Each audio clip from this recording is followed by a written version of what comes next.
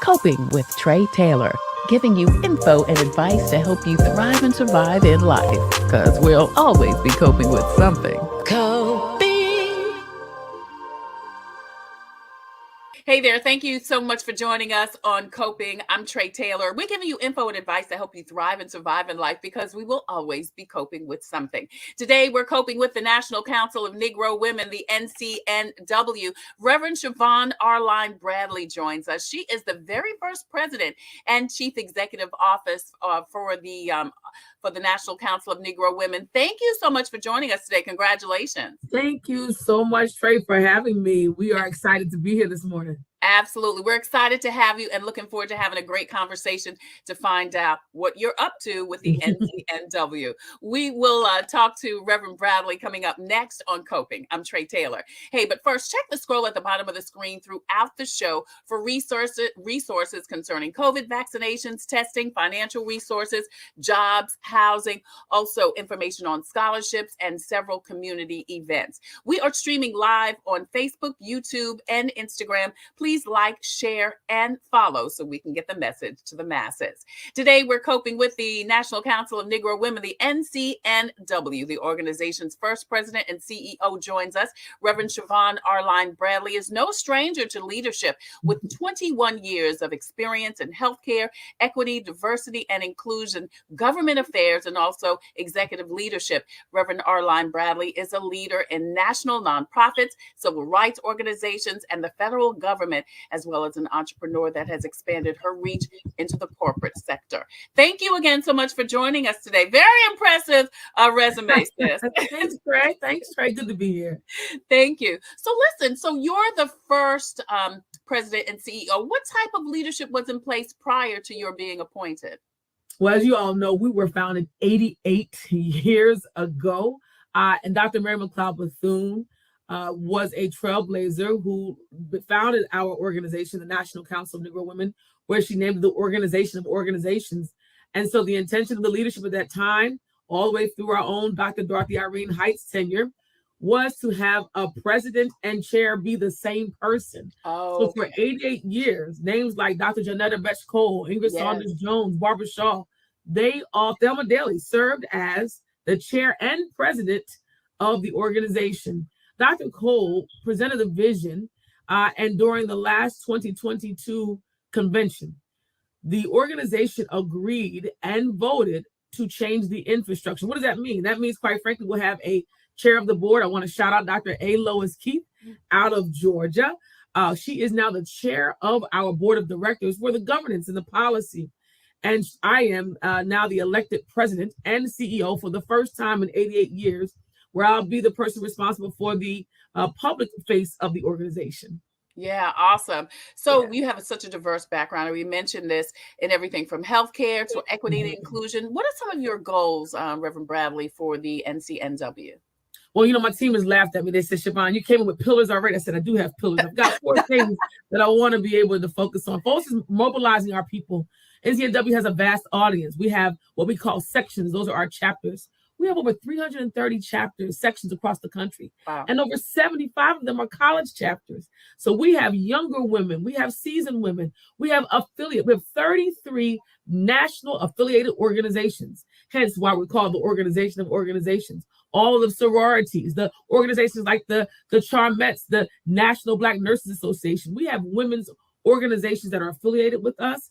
And mobilizing our people means to bring together this vast audience of Black women, and I'm going to say this, our brothers. We do have associates that are members of NCNW that believe in advancing women of African descent and their family. The second pillar is advancing policy. Listen, NCNW is here to stay on the civil rights trail. We are one of the legacy 8 organizations that is at the seat of the table, working on issues like policing, like reproductive justice and healthcare for Black women, like the child tax credit, looking at issues like education and student loan debt. So we're advancing policy. We're also revitalizing our programs. Many don't know. Our sections have been doing things like housing, providing food. We have been in the trenches with university work. We've also done outreach for creating Dress for Success opportunities for women coming back from prison. Our sections have been doing vast work. But we're going to be telling our story differently. And my last thing is this: solidifying infrastructure. We have got to ensure that our foundation is set. I'll be building new departments on policy and programs, on development to be able to work on our funds, as well as our communications. Our branding is growing and our branding is improving. So those are the priorities right now for our presidency. Awesome. Like you said, you came in with a plan, right, girl? I came in with the plan. Reverend Shavon Arline-Bradley joins us. She is the brand new president and CEO of the National Council of Negro Women. She's been in leadership positions in the Obama administration, the NAACP, and also serves on the Oprah Winfrey Network's advisory board for their Own Your Health initiative. NCNW is a nonprofit, Reverend Bradley, and your mission is to, as you said, advance the opportunities and the quality of life for African-American women, their families, and communities. What are some of the ways the nonprofit is doing that? And you already talked about so many initiatives that the National Council of Negro Women have. And you talked about, again, what you are going to bring to the organization. Is there something that you think is missing, or is there at least something that you think can be improved upon? Well, one of the things that I really want to improve upon is our ability to advance our calls to action.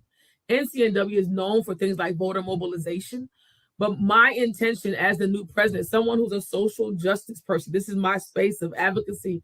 I was a previous staff member for the National NAACP and an entrepreneur. So my push is policy, legislation. How do we change structures? Yeah. And so one of the things that we're going to be working on is building and solidifying our social justice infrastructure, where our sections and our affiliates actually at the same time will mobilize around our priority issues. We have started to do that. We're now building staff around that.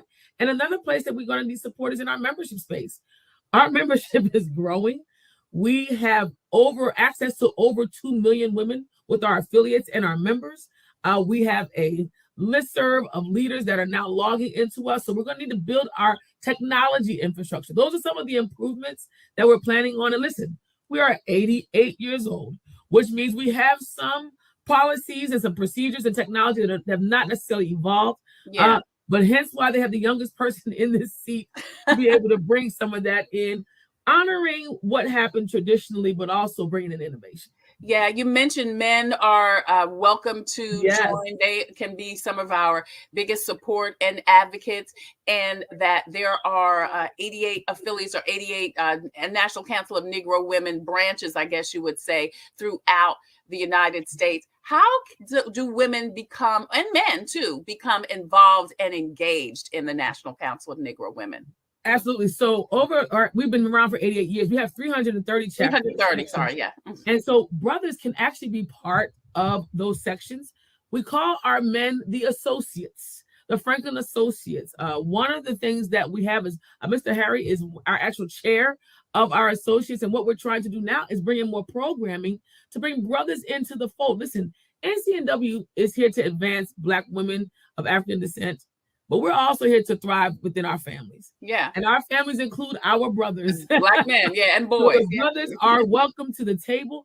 And also, as we're looking at program, we just got a program grant from one of our partners on prostate cancer. You may say, why prostate cancer in a Black women's organization? I'll tell you why. Because Black women are caretakers. We are the healthcare navigators for our families. Absolutely. And what better way to be able to partner with Black men to be able to push this forward? Yeah, absolutely. I mean, you know, listen, I think we've all heard the saying, if mama ain't happy, ain't nobody happy. Nobody's happy. Yeah.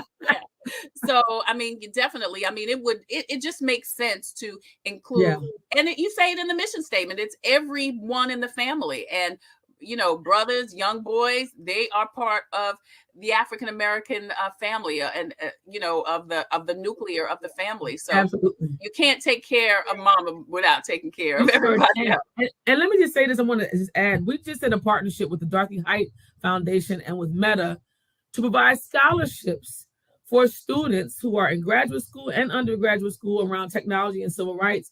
And our brothers are also scholarship recipients. So I wanted to share, these are places that young brothers can engage as well. Yeah.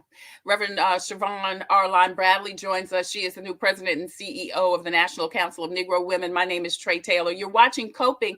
We're giving you info and advice to help you thrive and survive in life, because you will always be coping with something. Hey, don't forget, scrolling at the bottom of the screen, so many resources as far as health, education, and jobs more. So please post and share so we can get the message to the masses. Do you guys have anything coming up on the horizon, Reverend Bradley, that we can keep our eyes open for? Yes, we're planning on hopefully having presence this year during the Essence Fest. We're going to be hosting some tours at our national headquarters. I just want to say this: we are the only Black organization that owns a building on the corridor of power. We are in between the White House and the Capitol. Dorothy Height burned that mortgage before she went home to glory. I am proud to say we are going to be hosting events there, as well as our upcoming gala, December 2023, December 8th. Uncommon Height is coming up, coming back in person after COVID. So there's so much more to share this year. Awesome. And people want more information, they can head over to the National Council of Negro Women website. Yes, they can. NCNW.org. And then follow us on social at NCNWHQ and our hashtag NCNW Strong.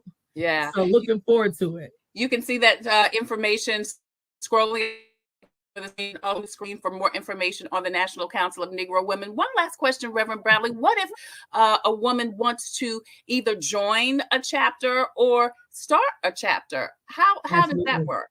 So you go on our website and there are actual opportunities for you to what we call charter a section.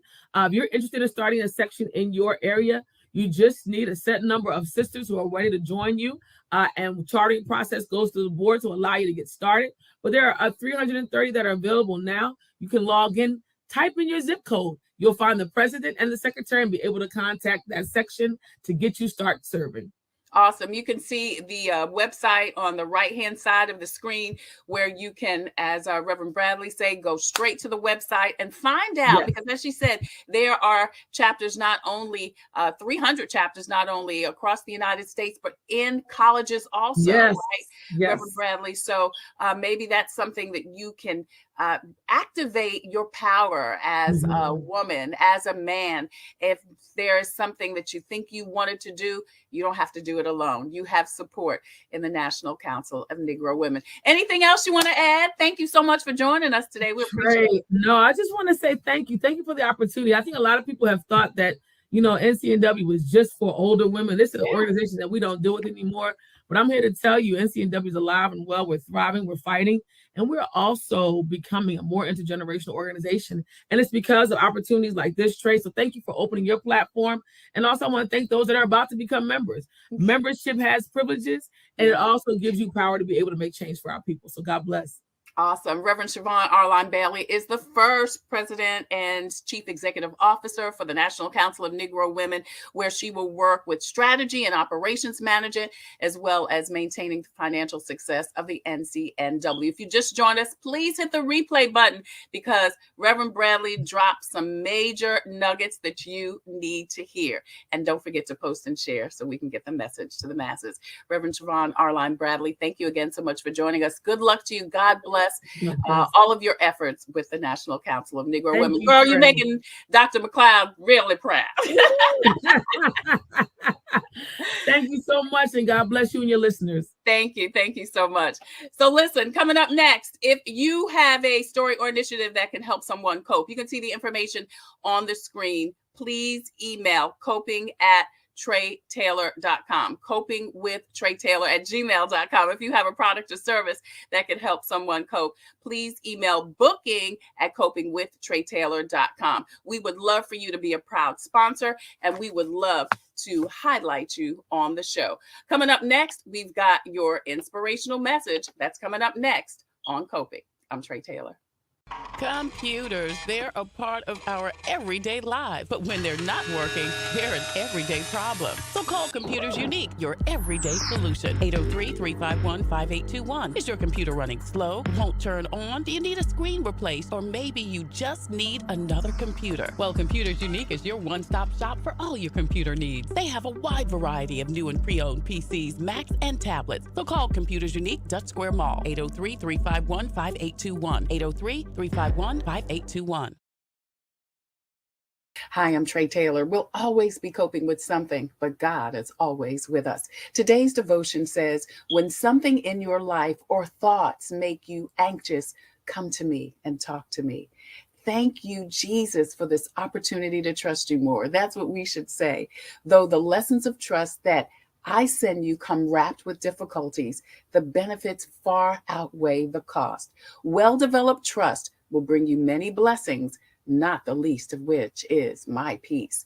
I have promised to keep you in perfect peace to the extent that you trust in me. The world has it backwards, teaching that peace is the result of having enough money, possessions, insurance, security systems. But my peace, God says, is such an all-encompassing gift that it's independent of all circumstances. Though you lose everything else, if you gain my peace, you are rich indeed. That's your devotional for today.